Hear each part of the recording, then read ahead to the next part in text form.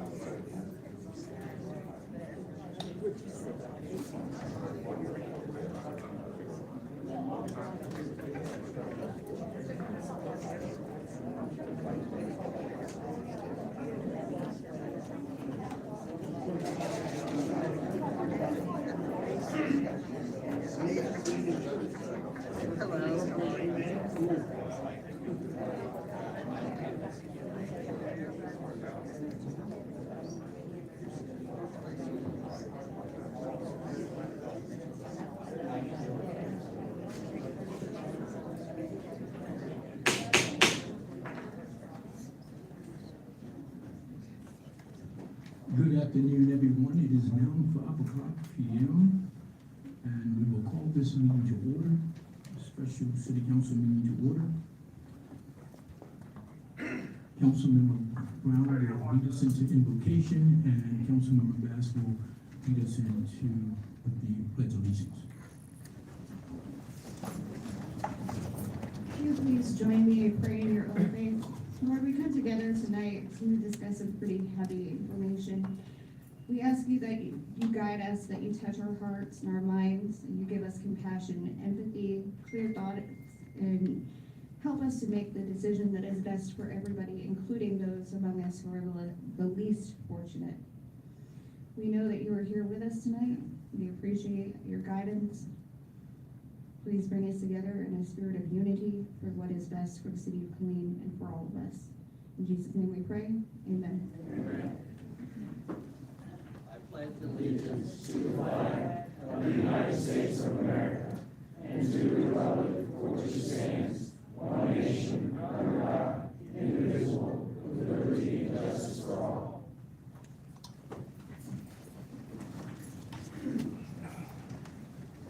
Thank you, Councilmember Brown and Councilmember Bass.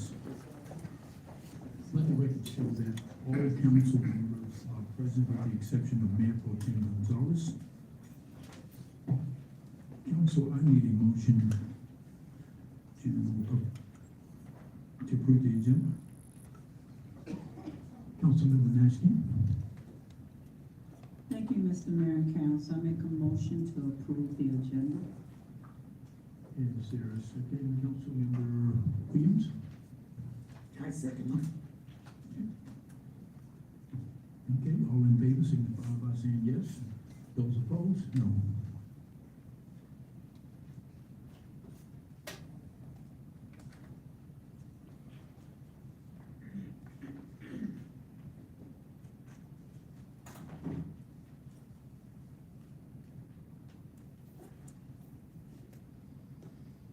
Motion carries 6-0.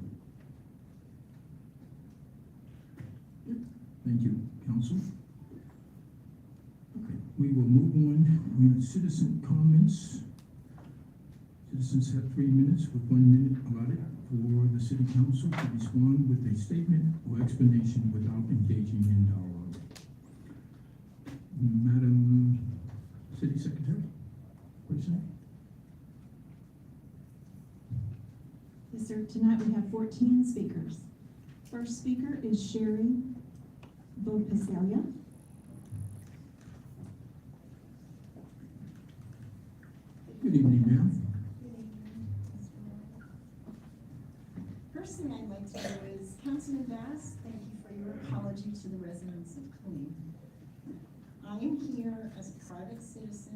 also the volunteer coordinator for Armor of God Outreach. And I want to tell you what Armor of God is really all about. All the things that Councilman Bass and the mayor have talked about doing to help people out of homelessness is exactly what this organization is about. The things you may not know about AOG are as follows. AOG knows it can't help everybody. Not everybody wants to be lifted out of homelessness. AOG is aimed at talking and gearing towards the people that really want it. They have many partners already, churches and nonprofits working together, who I'm sure you'll hear from tonight. AOG has come this far with all volunteers. We are not friends in crisis. I handed you some papers. We have logged 1,399 hours of volunteer service, and that includes our homeless friends. This is exactly what you asked for. It's not a place for people to abuse. It's a mission for transition. And AOG is not an overnight shelter. AOG is about helping themselves by opening a thrift store to walk alongside grants and City of Killeen's funding at this time, at this critical time, not forever. AOG does not stop with people getting a place to live. AOG walks alongside our friends that they help afterwards. AOG will help with jobs, housing, counseling, drug counseling, identification issues, GEDs, money management, and more. This is exactly what you wanted. AOG is faith-based, and AOG is a collective of community partners. AOG wants to be the catalyst for change. They don't want to burden the city with this, but it's 103 degrees outside. People die in this weather. People freeze to death in the winter. So I don't take sides of organizations that are not going to do what they say they're going to do. I have higher morals, standards, and ethics than that. I sweated alongside these people, including our homeless people, to get this up off the ground.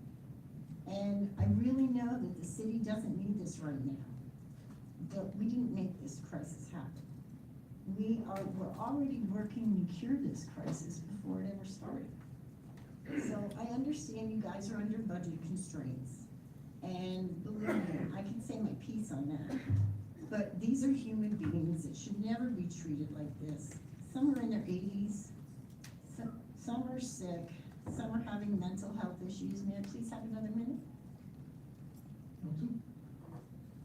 Yes, ma'am, you may. Thank you. Some are drug addicts, and yes, some are veterans that don't meet the standards to get veteran funding. No funding, no bed at Friends in Crisis. I've advocated with this city for the homeless for the past 3 years. And I landed at Armor of God. So it has the makings of a really wonderful thing. And I really hope that you can commit to helping us bring all these people together and make this work. Thank you. Thank you, ma'am. Madam City Secretary? I'll ask that you would be sworn and clapping, please. Thank you. Next speaker is Anthony Williams.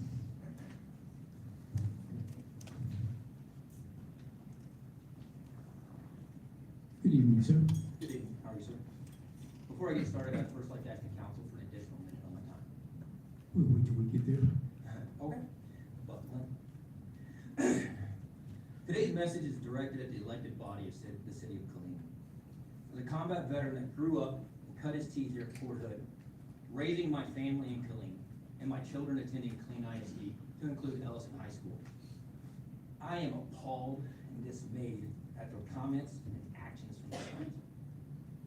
Councilman Bass, your comments against the vulnerable citizens you were elected to serve is disgusting and a living example of how politicians continue to fail not only the veteran community, but also each of your constituents. Mr. Bass, did you do your homework this weekend? Excuse me. Because I did. Excuse me, sir. City Attorney, Comments should be addressed to the chair, to the mayor. Okay. Yes, please. Yes, Mr. Mayor. Well, Mr. Mayor, your comments as well will be coming under fire, but the comments of this council, I'm gonna ask if they did their homework, because I sure did. I presented a scenario to different organizations and churches here in Killeen and Bell County. As a combat veteran with 60% rating, who had been laid off from his factory job and had lost his exhausted all his unemployment benefits, been unable to find full-time work, and lost his lease to his house. A situation that could happen to any person sitting in this room today. And here is the results. The National Homeless Veterans Hotline referred me to the local VA services. The local VA services put me on hold for a minimum of 24 hours with no guaranteed bed space. I contacted the vet center here locally. The vet center had resources for mental health and employment resources, but zero assistance for housing. In fact, they referenced me to Friends in Crisis. I then contacted Rivers of Living Waters Church here in Killeen. I was then told at that moment that all funds had been exhausted toward their attending members only. I contacted the Covenant Life Church. They referred me to Killeen Police Department, Mr. Kyle Moore, who I hear has wonderful resources to help our vulnerable citizens, but unfortunately no beds. I also contacted St. Joseph Catholic Church, who told me they have zero funds to help anybody that's vulnerable. They referred me to another local nonprofit organization, Bring Everyone into the Zone. So each of the resources that this council has referred, including their own churches, referred no transitional housing or prayers to the vulnerable citizens in Killeen. The reality of the matter is your opinions came from a place of privilege and willing ignorance. Your words and actions prove how unsafe and trustworthy you truly are. Mr. Mayor Solomon, your willingness to impede upon your own citizens' constitutional rights is a disgrace. Mr. Mayor, you proudly boast your veteran title and highlight your various board positions, project your image as compassionate, yet turn your back on your community's most vulnerable. So make it make sense to your voters. May I have one more minute, sir? Thank you. Yes, sir, you may. Appreciate it. So how does removing funding from one of Bell County's only overnight transitional housing organizations create trust in this city's leadership and the systems that you're supposed to be supporting? How does the actions of this council provide supports to all of its citizens? And I ask each and every one of you in your current and previous careers, were you such weak leaders and educators because you lacked empathy? And lastly, I hope your words and actions echo to the polls in November, because the community of Killeen deserves better and stronger leaders. Thank you. Thank you, sir. I'm asking you, please constrain your clapping. We understand you want to clap, but we're in the city council. Next speaker is Nasira Zachary. Good evening, ma'am. Good evening, how y'all doing? So I want to start with saying my name is Nasira Zachary. I'm a Killeen resident here for the past 15 years, and I'm also a social worker. I'm here tonight because I support funding Friends in Crisis. The Friends in Crisis Emergency Homeless Shelter is facing closure September 1. That is not months from now, that is next week. What I struggle to understand is how we got here when this city has already acknowledged the need. In 2022, Killeen and Temple commissioned artwork consulting to study homelessness in our community. They interviewed people experiencing homelessness, analyzed local data and services, and conducted street-level observations. That work resulted in a final report in December of 2022 and informed the Homeless and Mental Health Strategic Plan adopted by Killeen City Council in February 2023. The findings identified gaps in services and challenges involving mental health, substance use, domestic violence, economic hardship, and our military-connected population. Most importantly, the report concluded that the public sector funding would be necessary to fill the gap. The evidence of the need has already been provided. My question is tonight, what are we going to do with it? The city has already taken steps towards a long-term solution, and I recognize that work, but the solution is not operational today. Friends in Crisis is. Councilmember Bass, I recognize you for apologizing. Would you adjust it to me, please? All right. Thank you. Mayor Solomon, I recognize that Councilmember Bass apologized, but the city's own commission research tells us that homelessness among our military-connected population is more complicated than a choice. My question for every council member who does not support funding Friends in Crisis is why? Is our concern accountability? What requirement has Friends in Crisis not met? Is it performance? What standard has Friends in Crisis not met? If it is amount requested, what amount would you support? And if it's in the budget, why is maintaining emergency shelter until the city's long-term solution is operational not a priority? Because if Friends in Crisis ends in overnight shelters operation, the people who need those beds do not disappear. I support, they will still be here interacting with law enforcement, hospitals, workforce programs, mental health services, and other systems throughout this city. I support funding Friends in Crisis, but I do not support returning to the same crisis every year. Killeen needs a sustainable strategy with accountability, measurable outcomes, and clear transitions to long-term systems the city has already planned. Until then, we need a bridge that exists today, what Killeen is building for tomorrow. So if Friends in Crisis is not that bridge, I respectfully ask, Mayor, what is the plan for September 1? Thank you. Thank you, Madam City Secretary.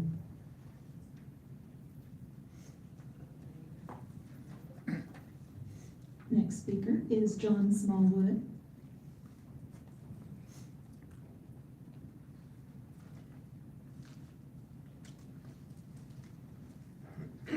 Good evening, sir. Good evening. I'm here today to speak to you about the Honor of God Ministry to Killeen. I speak to you as an outsider of this organization. Before April, if you had mentioned the Armor of God, I only would have known it in the passage of Ephesians 6. At that time, my son was bouncing between living out of his car and staying in low-end motels across Bell County.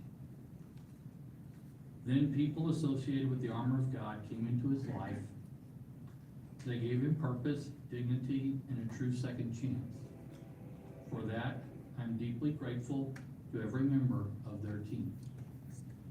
Recently in these council chambers, a desire was expressed for a place that does more than offer unhoused individuals a spot to rest and recharge for a single night. A facility that actively helps, supports, and guides people as they rebuild their lives. The Armor of God is that place. Ever since my son became involved, I have witnessed lives transformed. I've seen hope restored to those who felt completely hopeless. I've seen love and mercy extended to those who needed it most, regardless of whether anyone else felt they deserved it. Our son tragically passed away following a car accident in late July. On that final day, during our conversations with him, we saw the best version of himself we had seen in years. In that short time my son was part of the Armor of God, we noticed a major pivot in life. Scripture speaks of putting on the armor of God, the belt of truth, the breastplate, the shield of faith, the helmet, and feet ready for peace. What the Armor of God here in Killeen gave our son was no different. Through them, he gained self-respect, dignity, mental clarity, and the inner strength needed to face daily stresses, temptations, and discouragements. He stopped worrying about surviving each day. The guilt and shame began to fade, and he started to see a clearer path forward. One focused on helping not just himself, but those around him. The Armor of God offered him stability and security amid uncertainty. Most importantly, it replaced the temptation of addiction and despair with a stronger, higher direction in life. Whatever decision you make today or in the future, please know this. The Armor of God makes a genuine difference in the lives of everyone it touches. I know this firsthand because it made a profound difference in me too. Thank you for your time. Thank you, sir, and our condolences, sir. Thank you.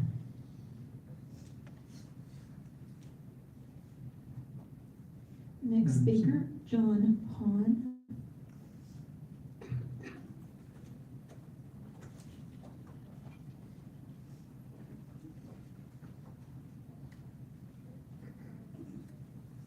Good evening, sir.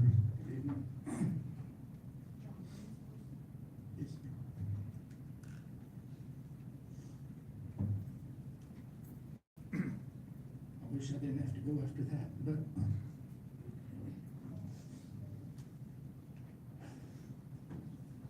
about a year and a half ago, under your initiative, I came to pray over this council. I was a recent addition to Encounter City Church as the outreach pastor. And I prayed over this council that day, and then I sat back there and watched the council meeting for the first time in many years. And it was brought up about our homeless situation in Central Texas, in Killeen, Texas. Through that process, I remember very clearly that Ms. Nash King, which was mayor then, and Ramon were asking for solutions. Why are we here every year? We want solutions. Well, through that, I started looking for solutions. I immediately looked for buildings.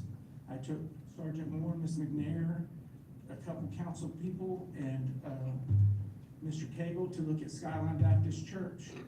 I was so excited about this church that it could be this wonderful outreach. It could be this wonderful thing. We didn't get the building. A little let down. It wouldn't have worked for zoning anyway. Then we're blessed with 61 North Gilmer Street. Want to turn that into a shelter. Go have a meeting with Ms. Meshner. And it just doesn't work for the clean uses. It's D5, all the bureaucratic stuff. It's not gonna work, so we shift to a day shelter. Mr. Moore, Sergeant Moore is always asking for a West Bell County Feed My Sheep. So I go start talking to Feed My Sheep, start talking to people about what they do and things like that. So we're trying to bring a West Bell County Feed My Sheep because they do it right. They're here today. They're here to support us today because of the relationships that we're starting to try to build. We're so thankful to get to do this. We're so thankful to get to give you an option. We're so thankful to get you to consider us. But we haven't asked for anything. I've not asked you for $1. I haven't went to anybody up there to ask for $1. Y'all earmarked $200,000 the other day, which I appreciate. I appreciate the trust, but I didn't ask you for it. Would it help? Would it make things faster? Would it make things grow faster? Yes. Who would not want that? But I didn't ask. I'm not coming here asking for $1. I'm asking if you want a new path forward, if you want to open a new shelter and try something different that we haven't done for the last 10 years, I'm willing. I'm here. But it's gonna take partnerships with the city of Killeen. It's gonna take partnerships with our community partners. It's gonna take partners with our friends in the Eastville County. It's gonna take partnership with my buddy in Copper's Cove. It's gonna take, can I have a minute, please? Yes, you can. So, thanks for the consideration. On the last page of that, of what we are and who we are as armor of God, there's a Y in the road, and that's what, as I prayed around this place this morning, as I prayed, we're at a Y in the road. We can still do the same thing over and over again, or we can make a change and work together to come together as the community that came together last night, as the community that came together on May 7th. We can work together to fix this thing, or we can keep doing the same thing over and over again. Thank you for your listening. Thank you for your consideration. Thank you for thinking of me. I appreciate you. Thank you, sir. Thank you for what you do. Madam City Secretary. Next speaker is Brian Hawkins.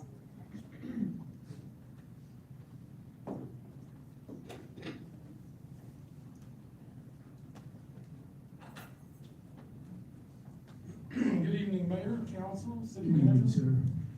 My name is Brian Hawkins. I'm the Executive Director of the Cove House. I've held that position for the last 12 years, and I spent that time building an extremely successful, faith-based, milestone-guided, long-term program that helps people move from homelessness to home ownership or permanent housing. 5 years ago, I started to answer the call from this council for a long-term program. Ken Cates and I stood at this podium and presented to you the Homeless to House program, which included the property on Atkinson Street, tiny homes there in conjunction with working with the existing shelter at that time. And I've spent the last 5 years trying to figure out how we can help you accomplish your goal. I spent the last 6 months working with JT, or John Hahn. I believe that he has more desire to help the people in your community than most people that you will meet. But heart only takes you so far. At some point, you have to have operational understanding, you have to have programming understanding, you have to have some of these things, which is why I believe he started talking with me, we started talking with Jeff from Feed My Sheep. We're trying to build you a comprehensive, long-term program that is going to start to eliminate your homeless process, or your homeless problem. We have a motto that we say, we are not a crash pad, we're a launch pad.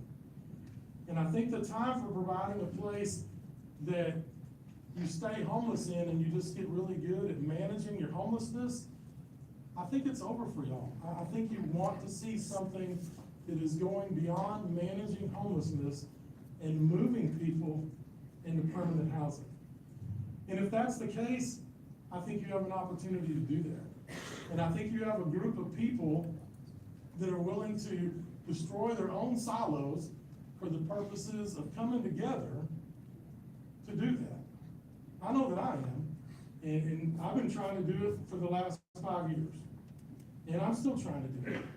I stand here tonight because my desire to help you and to help Bell County in general, and to help all of the people who night after night go to bed with homelessness and hopelessness, many of them, will have the opportunity to see a light at the end of the tunnel. But it is not an easy task, and it does not come by accident. It comes by dedicated programming, it comes by discipline, it comes by milestones, it comes by accountability. It comes by holding people's feet to the fire to do better for themselves, so that we are literally giving them a hand up and not a hand out. I know that's a cliche everybody's heard for years, but it is 100% the truth. I've watched it happen over and over again. I've watched people fail and have to leave our program and come back and succeed. May I have one more minute? Yes, you may. Okay. I've watched them leave our program over a rule violation and come back when they have their second opportunity and get their head on straight and do something different and do something better. We've watched people leave our program and move into permanent housing. We've watched them find successful careers. We've watched 3 of them start their own successful businesses and now contribute to the Cove House financially so that we can help the next person that was in the shoes they were in 2 or 3 years ago. That's the mindset, that's the heart, that's the program, and that's the knowledge that I hope you'll let us bring to what you're doing and give this group an opportunity. I truly believe that you are at a crossroads. JT called it a Y. I call it a crossroads. You can call it whatever you want to. You have to make a decision. If you want to continue to do what you've been doing because your back's against the wall tonight, or you're going to have the courage to make a decision that is going to change the future of Killeen for the future and make a dedicated and purposeful decision to do that. Thank you for your time. Thank you. Thank you. Thank you for what you do. Madam City Secretary.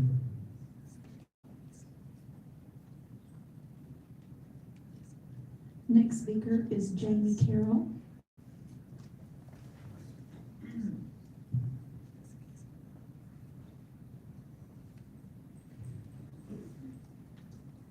Good evening, ma'am. Good evening.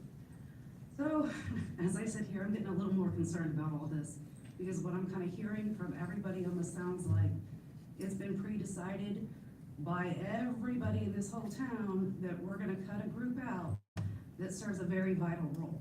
We can't just go from not having any overnight shelters to these long-term programs that magically solve everything. Awesome, I want them here, I want the faith-based groups, but it kind of sounds like we're running over a group that has it established, might not be perfect, but it is filling a very vital role. And when I think about the requirements necessary for long-term working with people that are homeless, drug addicted, whatever, social workers, vitally important.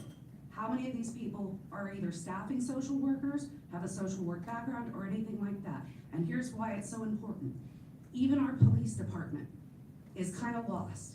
I had to call for a welfare check on a homeless individual the other day, and they didn't think I knew what I was talking about. I was witnessing a man in the throes of psychosis write a manifesto in 103-degree weather, and they asked if I knew what I was talking about.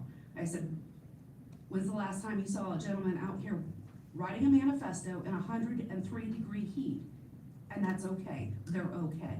That's not the kind of person that is ready to make a long-term commitment or follow strict rules and guidances for long-term placements and transition into buying a home, starting a business. That is a long road up. When I worked for DFPS, I started and I ended that job with still having never gotten some of my clients signed up with a social worker for federal or state benefits, because it can be that long. So when we talk about transition, it's not 6 months. Some of these are going to take years. And so when we're like, oh, they're not following the rules, oh, they're not behaving, oh, you know, kick them out, oh, they can come back if they're gonna behave. Some of these people don't know what time it is, what day it is. Maybe they don't know their name because they're in the throes of a psychotic episode. It's just not something that just, oh, boom, magic. You know, if these groups are so good, why are they, it sounds like they're here asking for money. If they really want to come together, why are they throwing friends in crisis under the bus? Why aren't they stepping up and helping them? Why aren't they offering them counseling on, hey, let's shore up this budget, let's get this a little bit more clear, let's get some more clarity for you guys. Why is it we're better than them and give it to us? If you really want to work together, and we're saying it's a faith-based solution, why aren't they working with Friends in Crisis? Because they're willing to let people just get tossed out on the street come September 1st, because none of them are ready to house these guys overnight. That's not okay. You know, and really this is over $300,000? Time is up. All right, thank you. You can ask for another minute. No. Good. Thank you. City Secretary. Next speaker is Larry Garner. Good evening, sir. Good evening, Mayor, council members. Thank you for what you do. I appreciate that. For the last 30 years, I've worked with the poor and the homeless here in Texas. And I moved to Killeen about 27 months ago. And then I started a ministry, Feeding God's Sheep, a 501c3. And what I do is help the homeless get involved in churches, share the gospel, give them clothes, give them food, try to help them get off the street, get jobs, do counseling. And so I've had an extensive background working with the homeless and working with the poor the last 30 years. No one in my organization is on salary, gets a penny. It's all through donations from the general public. I came to know J.T. Hahn this last year through another friend, and found out we had very similar ministries. We do a lot of the same things, except he's on a lot bigger scale than I am. J.T. has a tender heart. I have met few people in my life that have such a tender heart for the poor and the homeless. I have met few people in my life, well, I can't think of anyone that's been more blessed by God than JT has. He's one of these guys, and if someone calls him at 2 in the morning needing help, and he can't get there, he'll call me and I'll help him if he can, but I know he will. His ministries, I've become a part of that also. On Armor of God, I'm gonna be doing counseling down there, Bible studies, also bringing in food and clothing and just a whole variety of services.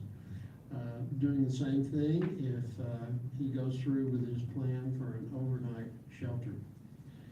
I can think of no one that has greater vision than JT has.